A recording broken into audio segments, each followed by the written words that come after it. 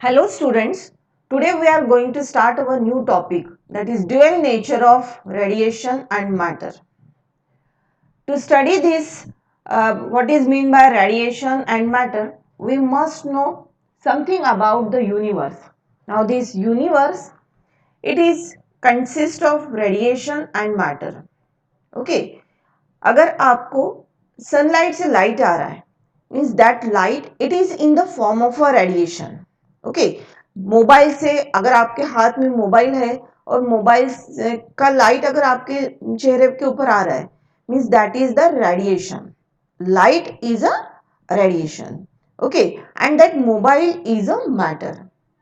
ठीक है, यूनिवर्स में अगर सन है, सन से जो भी लाइट आ रहा है that light it is in the form of a radiation. और उसके अलावा जो भी थिंग्स है यूनिवर्स में they are called as a matter. Now this radiation that light travels in the form of that the nature of the light it is in the wave nature. means radiation का जो भी nature है that is the wave nature.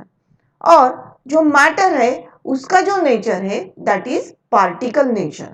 means matter consists of particle, so it is called as a matter have a particle nature and that radiation have a wave nature. Okay, अभी wave nature है radiation को means wave है means उसको wavelength हो गई, wavelength है, frequency है, these are the properties of the wave. So radiation को वेव नेचर है इसीलिए उसको वेवलेंथ है, फ्रीक्वेंसी है. But that matter it consist of a particle, it has a particle nature. So particle nature अगर है तो उसको वेवलेंथ नहीं है. ठीक है, it does not have a wavelength. अब देखो रेडिएशन में और क्या क्या कैरेक्टरिस्टिक्स है. It has no mass. Wave है तो उसको मास नहीं है. ठीक है, बट पार्टिकल है तो उसको वेवलेंथ नहीं है पर उसको मास है. ठीक है, रेडिएशन का अपन एक एग्जाम्पल लेते, that is light travels in the form of a wave. We know that light is an electromagnetic wave, means light travels in the form of a wave. It has a wave nature. means देखो universe अपन दो हिस्सों में बांट देंगे, that is radiation and the matter. radiation it have a wave nature. ठीक है, wave nature है means उसको wavelength है, frequency है, उसको मास नहीं है. ठीक है, इसका एग्जाम्पल अपन लाइट वेव्स ले सकते हैं. Okay, that light have a wave nature. Light travels in the form of a wave. अभी matter consider करना है तो matter have a particle nature. It does not have a wave, but it has a mass. अभी mass है तो उसको momentum आएगा. अब momentum कब आएगा? If that mass it is moving. Moving जो बॉडी रहती है उसी को मोमेंटम आता है, क्योंकि momentum is nothing but the product of mass into velocity. ठीक है, तो अभी मूविंग पार्टिकल कौन कौन से हैं आपने को एग्जांपल पता है, that is electron. These electrons they are revolving round the nucleus. That nucleus consist of protons and neutrons. Electrons they are revolving round the nucleus in an orbit. ठीक है, these are the particles, they have a mass, okay, and they are moving, so they have a momentum. Is it clear to you? means matter have a particle nature. उसका example देखे अपन ने electron. Okay, now अभी देखो ये chapter का नाम है dual nature of radiation and matter. Dual means दो नेचर. ठीक है, अभी आपको देखना है कि रेडिएशन को आपको पता है कि दैट हैव वेव नेचर. अभी दूसरा नेचर मीन्स पार्टिकल नेचर उसको है कि नहीं. ठीक है, आपको प्रूव करना है कि रेडिएशन को वेव नेचर तो आपको पता है but that radiation have a particle nature, यही आपको ये चैप्टर में प्रूव करना है. वैसे ही अभी रेडिएशन को पार्टिकल नेचर है ये प्रूव करने के लिए आपको देखना पड़ेगा कि उसको वो ऑब्जेक्ट को मोमेंटम है.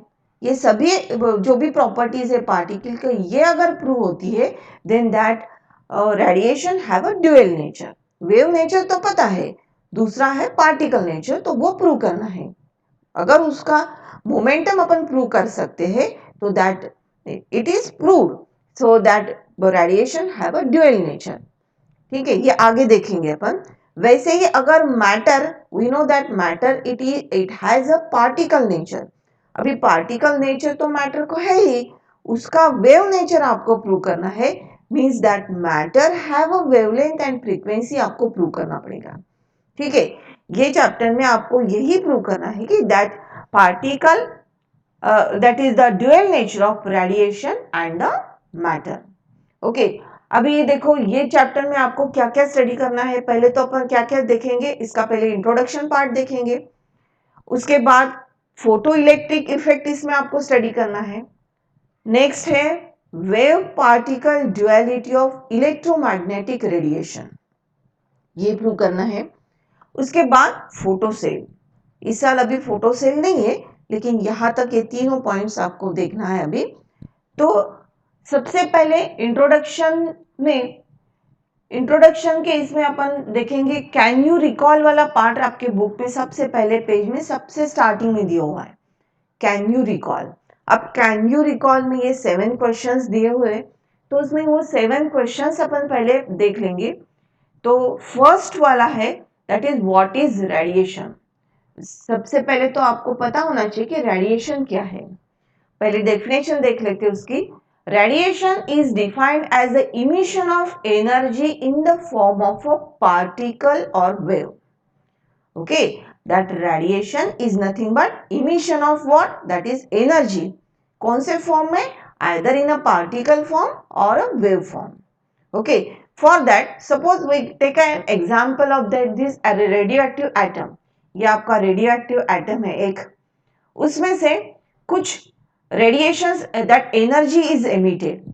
अभी देखो, if that energy is emitted in the form of a particle, either in the form of a particle or in the form of a wave, okay, that is called as a radiation। means radioactive atom से अगर कुछ particles निकल रहे या कुछ wave निकल रही, okay, then that is called as a radiation। radiation is defined as the emission of energy in the form of a particle or wave।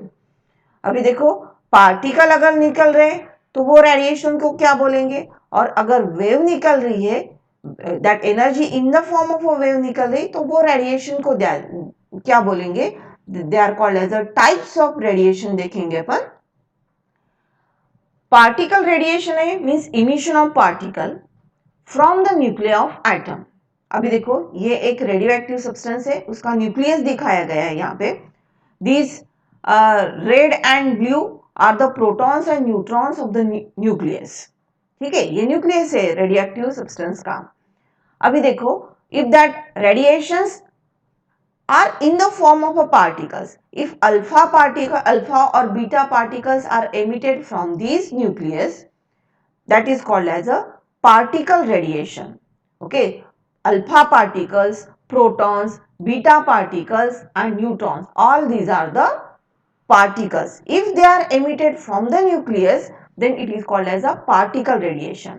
okay, अब यहाँ पे देखो एक गैमा रेडिएशन, न्यूक्लियस से अगर गैमा रेडिएशन निकल रहे, एक्सरे निकल रहे, गैमा रेज निकल रहे, इंफ्रारेड, अल्ट्रावायलेट रेज, माइक्रोवेव्स अगर निकल रहे, that radiation is called as a electromagnetic radiation.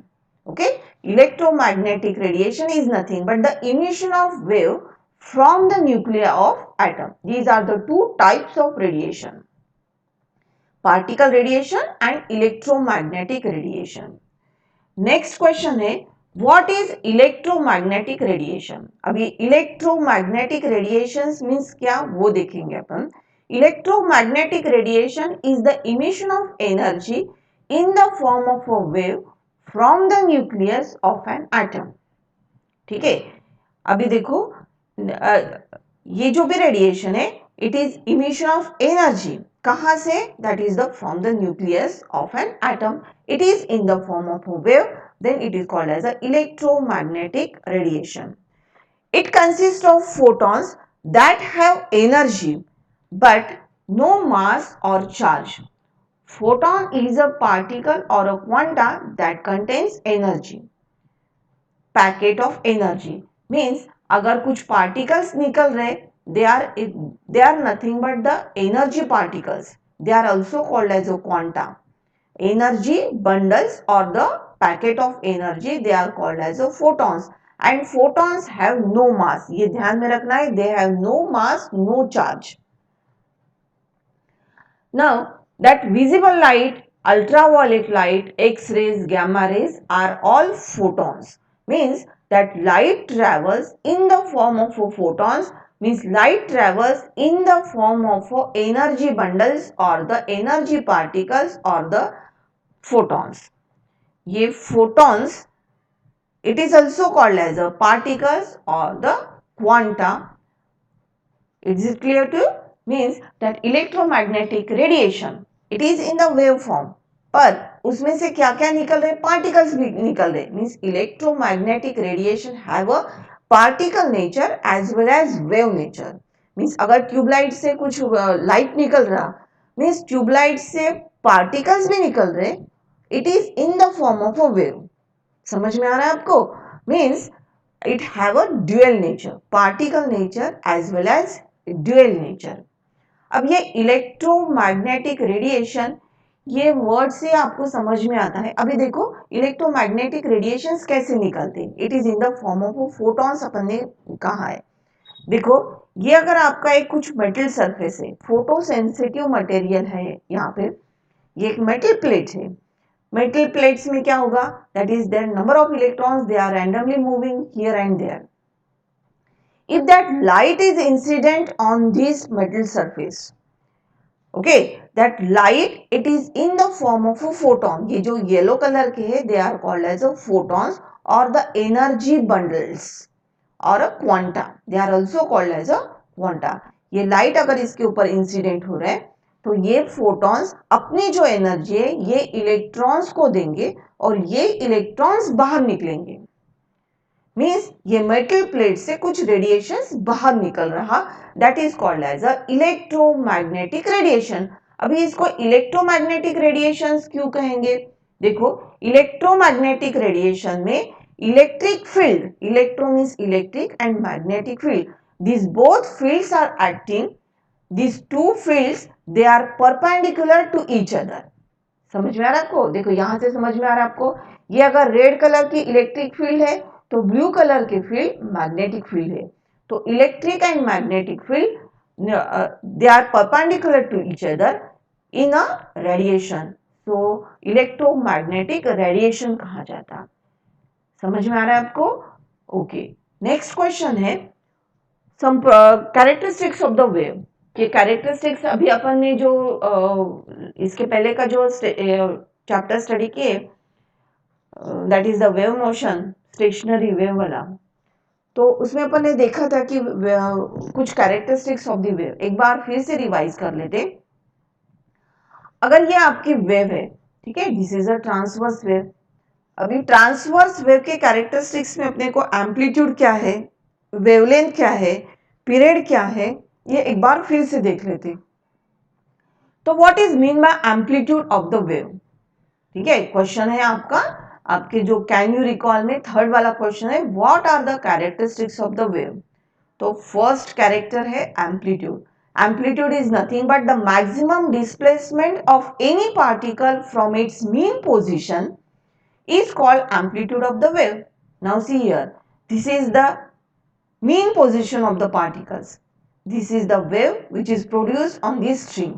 This is called as a transverse wave. In a transverse wave, crust and trough are formed. Okay.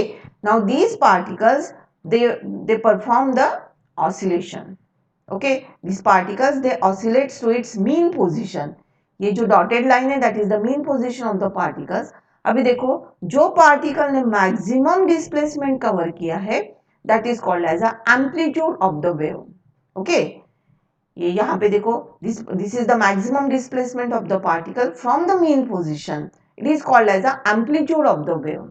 Okay, is it clear to you? यहाँ पे देखो Cartesian coordinate system दिया है, Y axis and X axis. तो Y direction में क्या है, that is the displacement of the particle, और x डायरेक्शन में क्या है, that is the propagation of the wave. This is the direction of propagation of the wave.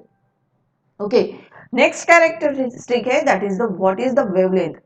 Wavelength of the wave, it is denoted by lambda. Now this lambda is what means what? The distance between the two successive crust or two successive trough is called wavelength, lambda of the wave. अभी देखो दो successive crust, ये एक crust है, उसके बाद trough है, ये फिर से क्रस्ट है, ठीक है।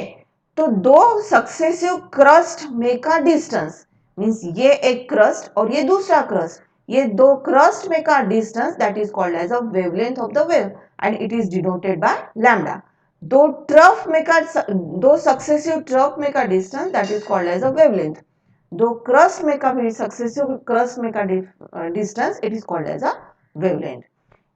ये दो कैरेक्टरिस्टिक्स हो गए amplitude and wavelength. Next one period, that is period it is denoted by capital T. अब पीरियड क्या होता है? The time taken for any particle to complete one vibration is called period of the wave. अभी आपको पता है कि Y direction में पार्टिकल डिस्प्लेस होता है मीन पोजीशन से, ठीक है। पार्टिकल कभी भी अपनी पोजीशन छोड़ के नहीं जाता है, वो अपनी जगह पे ही ऑसिलेशंस परफॉर्म करता है, ठीक है। तो ऑसिलेशन बोलो या वाइब्रेशन लाइक दिस, और वेव आगे जाती है means disturbance, they are moving in a forward direction but particles they displace at the same position, they are performing vibrations और oscillation from their mean position, और maximum displacement को बोलेंगे अपन amplitude of the wave. Okay, now see here period that is the period कैसे define करेंगे? That is the time taken for any particle to complete one vibration. अभी देखो particle जब भी वन वाइब्रेशन कंप्लीट करेगा तब एक क्रस्ट एंड एक ट्रफ फॉर्म हो जाएगा, ठीक है। तो उसको एक वाइब्रेशन कंप्लीट करने के लिए जितना टाइम लगा उसको बोलेंगे that is the period of the wave. तो समझ में आ रहा है? एक पार्टिकल को एक वाइब्रेशन कंप्लीट करने के लिए जो टाइम लगता है उसको बोलेंगे period of the wave. Okay, तो एक पीरियड में पार्टिकल जब भी वन वाइब्रेशन कंप्लीट करता है तो एक क्रस्ट एंड एक ट्रफ मींस एक कंप्लीट वेव फॉर्म हो जाती है। अब फ्रीक्वेंसी किसको बोलेंगे? तो ये जो टाइम पीरियड है वो 0.01 सेकेंड भी रह सकता है, 0.2 सेकेंड भी रह सकता है, कुछ भी रह सकता है, मींस वो पार्टिकल का एक वाइब्रेशन उतने टाइम में कंप्लीट हो गया, उसको बोलेंगे टाइम पीरियड। ओके, अब फ्रीक्वेंसी किसको बोलेंगे? Frequency the number of vibrations per second by a particle is called frequency of the wave. अब देखो एक सेकेंड में पार्टिकल कितने बार वाइब्रेट होता है उसको बोलेंगे फ्रीक्वेंसी ऑफ दैट वेव। समझ में आ रहा है? दोनों में डिफरेंस समझ में आ रहा है? पार्टिकल को एक वाइब्रेशन कंप्लीट करने के लिए जितना टाइम लगता है उसको बोलेंगे पीरियड, और पार्टिकल एक सेकेंड में कितने वाइब्रेशंस कंप्लीट करता है उसको अपन फ्रीक्वेंसी बोलेंगे, ठीक है। सभी कैरेक्टरिस्टिक समझ में आ गए? दैट इज एम्पलीट्यूड क्या है, वेवलेंथ क्या है, पीरियड क्या है, फ्रीक्वेंसी क्या है। ओके, अभी देखो एक फॉर्मूला आपको प्रॉब्लम सॉल्व करते वक्त लगता है that is n is equal to 1/t। This is the relation between the frequency and the period, n it is equal to 1/t। ये ध्यान में रखना है जब भी न्यूमेरिकल सॉल्व करेंगे तो आपको ये लगेगा। One more thing that frequency का यूनिट है हर्ट्ज और पीरियड का यूनिट है सेकेंड। नेक्स्ट कैरेक्टरिस्टिक्स है वेव वेलोसिटी। अब वेव वेलोसिटी किसको बोलेंगे? देखो we know the formula for the velocity is it is nothing but the distance upon time। Okay, तो अभी देखो एक वेव इन टाइम t में कितना डिस्टेंस कवर करती है? That is one crust and one trough. This one crust and one trough is nothing but your lambda. ये one crust and one trough means time period एक t time में distance covered it is equal to lambda, so we substitute v is equal to lambda upon t। अब देखो 1/t is nothing but your n, so we can write velocity v it is equal to n lambda। आपको equation मिल गया। ये आपको पता भी है कि velocity it is equal to n into lambda. Velocity is equal to frequency into wavelength. अभी ये अपन जो भी चैप्टर स्टडी कर रहे हैं it is related with light. तो वेलोसिटी तो आपको कंसीडर करना है velocity of light. Velocity of light it is always denoted by c। So c हो गया। और frequency of light it is denoted by mu. Okay, तो आपको ये चैप्टर में ये जो v is equal to N lambda आपको पता है, यही फॉर्मूला आपको c is equal to mu lambda consider करके न्यूमेरिकल सॉल्व करते हैं। ठीक है, ये होगी आपकी wave velocity, distance covered by the wave per unit time. Next characteristic देखेंगे अपन, दैट इज वेव नंबर। अभी वेव नंबर क्या होता है? It is denoted by letter k। It is defined as the number of wavelengths per unit distance. Okay, per unit distance में कितने number of wavelength है, कितने नंबर ऑफ वेवलेंथ है वो फाइंड आउट करना है आपको। That is k it is equal to 1 by lambda. इसका यूनिट आएगा, वेवलेंथ का यूनिट है metre. So metre so wave number का यूनिट आएगा 1 by metre, means metre inverse. Okay, यहाँ पर देखो, यहाँ डिफरेंट वेव्स दी है। सबसे ऊपर वाली वेव जो है it have a long wavelength, और लॉन्ग वेवलेंथ है मीन्स लो फ्रीक्वेंसी है। लॉन्ग वेवलेंथ है मीन्स लो वेव नंबर हो गया, it is inversely proportional. Wavelength अगर लॉन्ग हो गई तो वेव नंबर कम हो जाएगा। ठीक है, तो यहाँ पर लॉन्ग वेवलेंथ वाली वेव है। और सबसे नीचे वाली देखेंगे अपन, इसकी वेवलेंथ शॉर्ट वेवलेंथ है। शॉर्ट वेवलेंथ है तो हाई वेव नंबर हो गया और इसकी फ्रीक्वेंसी हाई हो गई। अब देखो, ये यहां से लेके यहां तक अगर आपने 1 मीटर का डिस्टेंस कंसीडर किए, because we have to calculate the wave number, unit distance लेना है। तो यहां से अगर यहां तक आपने 1 मीटर डिस्टेंस लिए तो 1 मीटर में how many wave lengths are there वो काउंट करेंगे अपन। देखो यहाँ पे क्रस्ट एंड ट्रफ, ठीक है, तो यहाँ एक ट्रफ एंड क्रस्ट एक वेव हो गई। उसके बाद ये ट्रफ एंड क्रस्ट दूसरी हो गई, ये क्रस्ट एंड ट्रफ तीसरी वेव हो गई। क्रस्ट एंड ट्रफ कंप्लीट नहीं है तो अपन देखेंगे यहाँ पे नंबर ऑफ वेव्स कितने हो गए, दैट इज 3, 1, 2, 3, 3.5। यहाँ पे वेव नंबर कितना आ गया, 3.5। ओके, यहाँ पर देखो, अगर आप यहाँ पे काउंट करोगे तो ये एक ट्रफ एंड क्रस्ट मिला के एक वेव हो गई। तो 1, 2, 3, 4, 5, 6, 7, 8, 9, 10, 11, 12, 13, 14, 15, 16। 16 इज द वेव नंबर और यहाँ पे आएगा 3.5 wave number. Okay, like that we can count the wave number. Wave number k it is equal to 1 by lambda. 1 meter distance में कितनी वेव्स फॉर्म होती है, that is called as a wave number. Okay, next characteristics, what are the next characteristics about the particles? Now see here, all particles has a mass and occupy the space, ये आपको पता है। They can be broken into millions or the tiny pieces further। अभी अगर solid state में particles है, they are compact, liquid में they are slightly well separated and gaseous में they are स्लाइटली वहां पे जो भी स्पेस है वो ज्यादा रहती है। All of them they occupy the space and they have a mass. Okay, this is the characteristics of the particle. Now next characteristics of the particle is the momentum.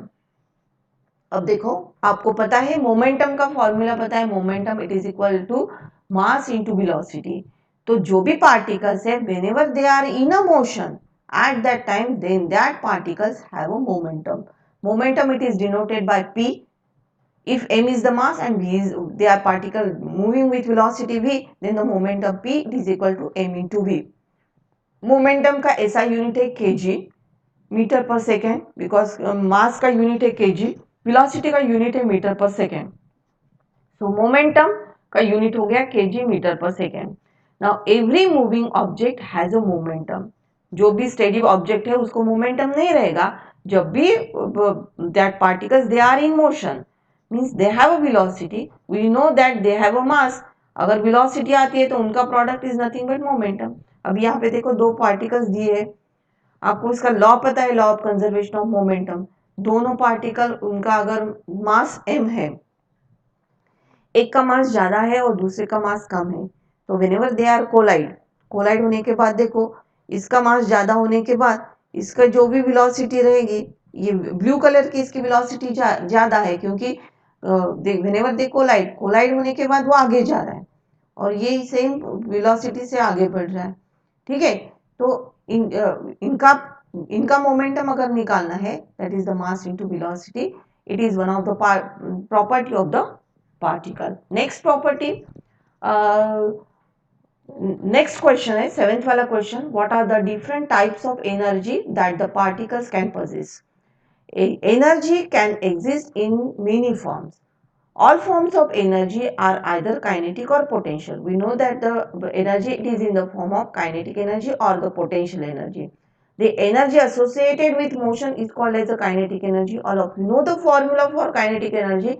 Kinetic energy, it is equal to half mv square, where m is the mass of the particle, v is the velocity of the particle. तो इसका formula अपन fifth standard से पढ़ते आ रहे, that is the kinetic energy is equal to half mv square. Then that types of kinetic energy, mechanical energy, thermal energy, electrical energy, electromagnetic radiation. अब mechanical energy particles they are macroscopic. Macro means जो भी particles दिखाई देते हैं, they are called as a macroscopic particles. उसके examples दिए हैं. Microscopic particles which are tiny particles, molecules, atoms, they are called as a microscopic. Whenever these particles they are in motion, they have a kinetic energy. Okay. In electromagnetic radiation, disturbance propagates through electric and magnetic fields. According to classical physics, it is in the form of a wave, but according to modern physics or the quantum physics, they are moving in the form of photons. Okay, according to quantum physics, that the electromagnetic radiations, they have a dual nature, that is they travel in the form of a wave motion or in a particle form.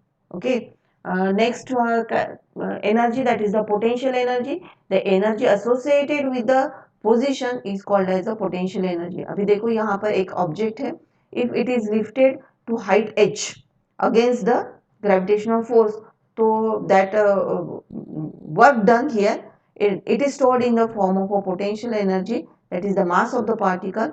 G is the acceleration due to gravity into the height at which it is lifted. यहाँ पर जो भी h रहेगा वो different रहेगा, उसकी potential energy ज़्यादा रहेंगी. Potential energy because it is depend upon the height h. Okay, अभी अपन ने टाइप्स ऑफ एनर्जी देख लिए, kinetic energy and potential energy. उसके बाद पोटेंशियल एनर्जी, उसके एग्जाम्पल्स, उसमें कौन सा फोर्स एक्ट होता है. Okay, all these are given in this slides, read it. Next one, what are the different types of energy that a particle can possess? Next है, that is electrostatic potential energy. It is equal to electric charge into electric potential. Electrostatic potential energy, it is equal to Q into V. Okay, उसका unit है joule of the electron volt. 1 electron volt, it is equal to 1.602 into 10 raised to power minus 19 joule. ये आपको ध्यान में रखना है, numerical solve करते वक्त ये कन्वर्शन आपको काम में आएगा. Okay, in this way we have completed the introduction part of this topic. We completed all the questions which are given in a can you recall section. Okay, in the next lecture we will start the photoelectric effect. Okay, thank you.